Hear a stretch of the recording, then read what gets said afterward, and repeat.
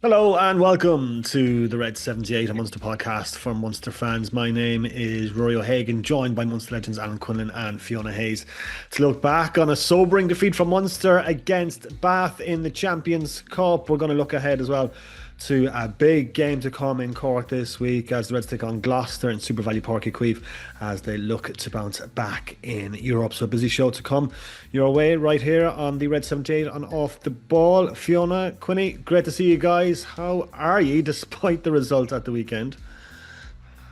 I'm still grumpy about that result, I'll be honest with Oh you, Rory. dear, this could be an interesting podcast. Just because I suppose we were playing, we had a home game in Old Belvedere Yeah. at the weekend, so I had all my Belvo gear on because I'm coaching them with all my Munster gear on underneath. It was a straight off into the Old Belvedere bar. I was the only Munster supporter in there, and I was really looking forward to be roaring and shouting inside in that bar No. up in D4, and it just really didn't happen at all. There was a couple of tries, I suppose I did, but it was frustration. So my visions of that great win and to be telling everyone how I was sitting surrounded by Leinster players and Leinster fans, it just didn't happen for me. Yeah, 20 minutes in, Fiona Hayes looking for the exits. Quinny, how are you, buddy? Yeah, good. Thanks. Probably no, yeah, it was very frustrating, the game, Wasn't it? particularly Yeah. the first 20, 25 minutes. And I think I was in shock like everybody else. But anyway, I suppose last week, pre-game, it was a scenario that Mm. um, it was going to be a very difficult game there. Bath have been flying it, and they're a very, very strong side. They showed that. So, but that's sport, that's Europe. They've got to try and bounce back this week. We certainly do. Big game to come on Saturday. Looks like they're going to be a sellout as well. 40,000 people at Super Valley Park on Saturday. We'll get to that in a bit. First, though, let's look back at that Bath game. Bath 14, Munster 14 at the Rec. And Fiona's got the comments from listeners who are quite frustrated with Munster's performance at the weekend, Fiona. Yeah, I'll read. Thanks again for the comments. I'll try to read as many as I can. We'll start with Key McGibley. Serious work needed to straighten out both the line out and scrum. More ball carriers needed to help Coombs, etc. Big effort required for Gloucester. We still need a few big forwards. Hoping Klein will be back along with a dogbo. JJ Casey, the Tyke sin binning lost us the game, but played a lot of good territory. But the attack was too blunt. On the positives, Edwin and Dogbo carrying was a big plus. I thought this was a nice comment. I was at the game, and apart from the general scrum lineout, that was mentioned. No, sorry, I was talking about someone with a positive comment that'll be coming. Massive that's been mentioned. We are incapable of fielding any high balls. Shockingly bad at it. In fact, it was men against boys for a lot of the game. And this is Mini Matron. Munster's support was brilliant, and Bath felt like it could make a difference. And then the wind went out of our sails after the third try. Line out and scrum. A mess. Kieran Lucy, genuine question. Do Munster do any line out training during the week? It's been so poor for so long now. Um, Per John Hans or Johansson, do they have to make the line out so complicated? This is a good one for you, Quilly, to come in and with lots of moving parts. If they can go short to Ahern most of the time, they'd win 90% of ball. He also said caveat, haven't played a minute of rugby myself, but I suppose there is a lot of people talking about that line out. Yeah, well, look, I think the first five lineouts were led to their downfall. And I think, look, it's easy to say just throw to the front. It doesn't always work like that Hmm. because Munster had two lineouts that were thrown to the front, and they were lost. Bath threw players up. It's difficult in those conditions, wet, windy conditions as well. But look, it seems to be a bit of a trend now in Irish rugby that the lineout's struggling.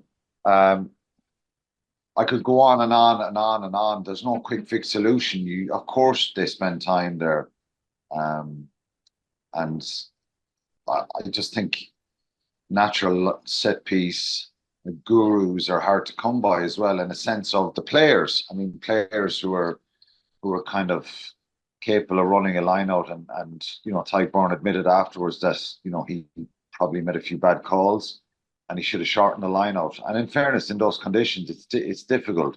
because you get a pot of 2 and 4, and they'll nearly invite you to throw to the tail, but because it's difficult to get there in the wind and the rain. And so Bath were very good defensively, and it makes a huge difference. And you just have to keep working on it and hope that they get it right this week. I think I'll take you through while we're on it.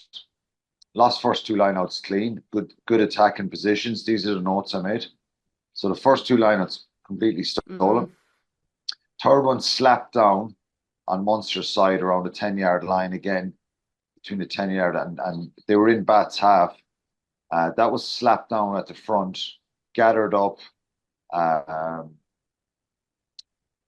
turnover to Bath. They kicked downfield long into the 22. Shane Daly has just kicks it slightly into touch, about 7 or 8 yards out. That's the penalty try. So directly off that poor accuracy in the line out, it leads to you're suddenly on the 10-yard line in the opposition half. A minute, 2 minutes later, you're in under the post. It's a penalty try, and your captain has gone into the bin. So it's direct result of that's what it can lead to. Fourth one lost at the front again on the camera side of the field, around the 10, between the 10-yard line, maybe around the halfway. Munster lost that again through to the front. Ben Spencer, who's outstanding their scrum half, he kicked deep in behind the Munster defensive line from that ball that they stole. Line out then 7 yards out to Munster, crooked throw from Dermot Beirne, scrum bat, try midfield 14-0. So both those lineouts led to the first 2 tries. Third try, Thomas Ahern break, very sloppy, ball pops out, and that's only a couple of minutes after the mistakes around the lineout. So you've kind of 3 mistakes and you're 21-0 down. It's very difficult away from home. So the first 5 lineouts were a mess. And that's where the problem arose, and not solely that problem. So I don't know. It's very difficult, and if it starts kind of snowballing away from you in that situation, it's so difficult to try and get a result, and that's just the fact and the reality. So I think Thomas Ahern being in the team, you've got to try and find him as much as you can in the lineout. And look, the way modern defences are gone right across the board, every single team is challenging in the air now. And it's great to see. It's great to see, but you've got to find a way. And I think when Munster shortened the line out a bit, they started to win more. And as I said, Ty Burn said that after the game. Yeah, Fiona, like from a coaching perspective, like when your line out kind of capsizes as much as Munster's did at the weekend, how hard is it to fix that in the limited time they have on the field of training this week to fix that malfunctioning set piece? Can I just say, it's the ones at the start, because they got a 77% return in the line out. They had 26 lineouts, so it's they won a lot of lineouts. The percentage drop is right at the start of the game, the first 5 or 6 lineouts. That's where the damage is done. So sorry for interfering in that, because I think they did kind of fix it throughout the game, didn't they? And then the return is different. You're now in a game. You can actually try and play a bit and get some attack going and stuff. Yeah, and spot on, Quinny. And with that as well, like they did shorten it, like you said. So with my own team, I know with that, because we'd only have a couple of main jumpers, that we have to shorten the line out at times if teams are reading us. Just gives less options for them to go against us. And I think Ty Burn did come out and say he probably should have dealt with that a little bit earlier. Someone of his caliber, he's absolutely outstanding. He's got so much on, you know what I mean? There's so much going on. He obviously was in the bin for 10 minutes. He's captain in that team. There's a lot on his shoulders. So I think sometimes I feel like, and I could be wrong, I feel like if someone like Jack O'Donoghue was on there, really take control of that. And I think that's what we lacked a little bit as well when Tig was off the pitch. Yes, it was that early line out and then it led to the first try, but Tig was gone then for the rest. So I think that leadership in making those early decisions and sorting that out immediately, because I know sometimes even as a coach and staff, you're thinking, okay, I'll leave him, I'll leave him have another one. But at that level, if you lose one, you've got to make drastic decisions straight away about where you're going, or have a real good look at your opposition. Yeah, Tyg Burns, Cork, when he was obviously a pivotal moment in that game. Any complaints about it? It's a big price to pay early on. I think That's I think he comes in from the side, and he's getting a number of calls to get out of there. So, letter of the law, it's a yellow card and a penalty try. The referee you can look. It's harsh. It's harsh so early in the game. Yeah. It's a big price to pay. It's kind of like the scrums against South Africa a few weeks ago. There's a little bit of a debate now that if you're getting kind of pummeled in a scrum and that you get penalised and then you concede a penalty try and then the prop goes to the bin as well. It's a big punishment. Whether it's right or wrong, it's just the letter of the law. And look, I think he does swim up the side a little bit and he got a couple of warnings to get out. So it's hard to kind of blame the referee there and say he's totally wrong there. He could have. But he didn't take it down, Quinny. So that's where, just a little glimmer of hope that would have given you a choice not to give him that yellow. He didn't pull it down, and there was a dog bow that slightly could have got under the ball. I understand he probably wouldn't. So I sometimes on that I feel like a penalty is sufficient enough, and then after that, if it's a recurring one again, it's big. It's big that the interpretations a try would have been scored and somebody does something illegal, but if you're Munster in that situation, you're kind of going, oh, it's a penalty try and it should be a yellow card. So look, we don't seem to get them though. It's just the worst possible start for them and the way that the game went. And as I said, you come from you're in the opposition half. You've got lineouts and you lose two of them and you end up down in your own line. Shocking. And I thought Munster's backfield was dreadful as well. And they've got to take that in the chin. They, Bath had 11 retained kicks. They kicked the ball 38 times in the game. And why stop? Ben Spencer was brilliant. Finn Russell, for the fourth try, Tacker Abrahams, he kicks the ball from his own 10-yard line, dead, straight down the field. Right, okay, brilliant player. But surely you realise that there's a very strong breeze there and there's a chance of this happening. And it's a mistake. Okay, you've got to kind of dust yourself down, scrum back, then there's a free kick for an early engagement, then Finn Russell puts an up and under literally, and it's a knock on again from Tacker Abrahams, who in fairness was probably the smallest man in the field, was at least getting in the air, and then John Ryan gets completely lifted up in the air, penalty, kick in the corner, Tom Dunn try, 28-0. Just stuff that you'd look at in the video and go this is terrible. This is so poor. The back three positioning was really bad. The retention, the winning the ball in the air or contesting or winning 50-50s was non-existent. They lost every high ball really, So look, I thought that there's a culmination. There's a lot of things you can pick out of this performance and say it's well below par. I thought physically, the forwards were getting manhandled a good bit. Now, they got into it more, but they were getting smashed in the gain line. They were getting counter-rucked every time.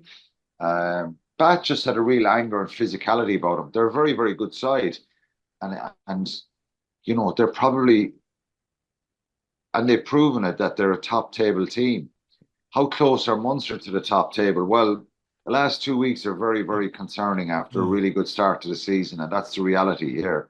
Clayton McMillan has come in, really good start, 5 wins, probably 2 that, the Cardiff game and the Edinburgh game where there was a bit of fortune there. They could have got caught in both those games. The Leinster game was outstanding. The physicality, the energy, the passion, the work rate, winning those physical collisions was top notch against Leinster, but way off the other night. Aside from the obvious things, the lineouts and catching ball in the air and a few mistakes, stuff that's really in your control is that kind of emotional aggression. And I don't know, maybe it's just me, but I was just looking, going, they're getting kind of smashed here. They're getting counter-rucked. Bath look narky. They look like they don't like Munster. They look like they're pumped to the gills to knock them backwards every time. And I just think there was a lack of a reaction there. Steep learning curve. I think John Klein and Michael Milne. That doesn't help the whole situation before the game when you're losing two players like that. But I think physically that was a bit of an eye opener for some of them. That's the level. And if you go playing the Toulouses, Bordeaux's, Leinster's in around knockout stage, round 16, quarterfinals, semi-finals, that kind of level of power, physicality, intensity goes through the roof. So I think, look, it just kind of snowballed away from them. I think they possibly could have been in shock as well. The reaction was very positive. To be fair, they showed character, but that's two bad losses. I think obviously losing the position they were in the week before against the Stormers was more in their control. Bath were a very good side, and Munster could have went out and played brilliantly at the weekend and still lost the game. Most probably they would have, because this Bath side are very good. But I just think Munster need to be a lot better. Some of the basics there was very, very poor and very frustrating to see. And just on those late withdrawals, Fiona, obviously John Klein was withdrawn the morning of the game due to personal reasons. Michael Milne's withdrawn in the warm-up. John Klein is a huge loss. Obviously Edwin Adogbo comes in, but then you lose the impact of Edwin Adogbo off the bench as well. Yeah. Yeah, and that's it. I mean, that can affect a team, but that isn't the reason for it. You know what I mean? These guys are playing at that high performance level. They're training all the same way, so they're ready to take that step up and go in there. It's just obviously with someone like Klein in the line out, it is a huge loss for Munster, and he was missing the week before, and you just expected him to come back from that South African tour and add a huge bit of energy. And we're already saying it.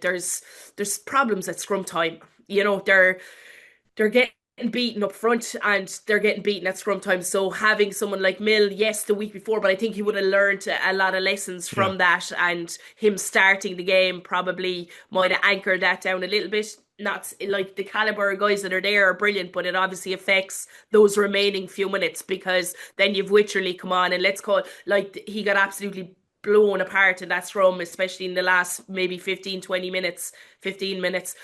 So it just, he wasn't prepared. He was someone who was on the high bench, you know what I mean? He didn't think he was going into it, and sometimes you need a little more mental preparation. Now that shouldn't be the way, but it just, for me, even the worrying situation, you're looking at possession. Bath had 37, territory 33.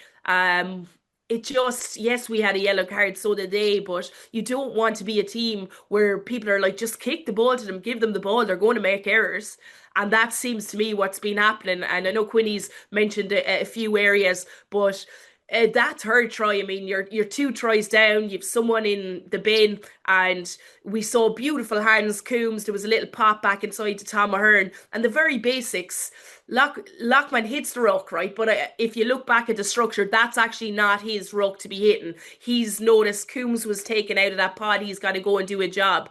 But for me, if you're doing two offloads in a row, that ball carrier knows that the connections are off. And he's got to work so hard on the ground, how he falls, how he controls, to make sure that the guys are there to be able to support, because it's an extra second extra, because as I said, the connections are way off. And I just feel at times Munster aren't reading those situations and are flopping into contact, turning the ball over easily, or even losing the ball on the floor. And they're very, very basic things. So I think that's going to be really frustrating to Clayton Macmillan, because stuff like that, you do little primers before training, but you want to move on from that area and look at far more technical detail. And if you look back at the weekend, I felt that was certainly an area it did improve, but 12 minutes into a game, you shouldn't be flopping into contact on the ground. You should be really working hard to retain that ball with a man in the bin. And I think it's those tiny things that are a bit annoying for me.